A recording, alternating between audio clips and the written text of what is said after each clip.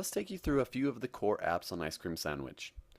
We're going to begin with the stock internet browser, which offers faster rendering times and adds a whole bunch of features like offline reading. Now this is something that may be familiar to you if you've ever used Instapaper, where you can save sites to read whenever you have poor or no data connection. Now you can also go into incognito mode, which is handy when you don't want to show your browsing history. It also offers the ability to sync bookmarks with your desktop via Chrome browser, and there's plenty of accessibility options such as larger fonts and inverted screen rendering. And you also can take a look at the desktop version of each site you visit rather than dealing with compressed mobile sites. Additionally, there's an optional Labs feature that brings up a 3-button semicircular menu that can be accessed by swiping your finger from the left or right edge of the screen. What this menu does is it lets you choose to enter a new URL, go straight into settings, or you can go to your tabs view.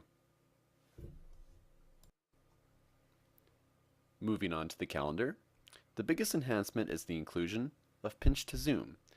This is a feature largely borrowed from WebOS that allows you to expand and contract your appointments to a size that suits your own personal preference.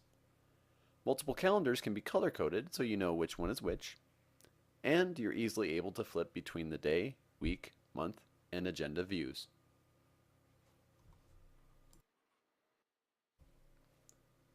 The Gmail app made some significant leaps and bounds in the move to Ice Cream Sandwich. In the inbox, you'll see an extra line of text for each email, which now shows off the first few words in addition to the subject and the sender. When viewing the individual message, you're given a fresh new user interface with all of your options rearranged in a more logical way. You can archive or delete the message, mark it as important or unread. You can move it into another label, or you can even swipe left or right to move along to the next email thread. You can now also store your Gmail offline as well.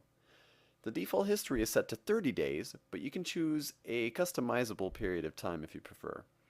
Sadly, there was no pinch to zoom in Gmail as we saw on the calendar, but overall this was an incredibly enjoyable emailing experience for us.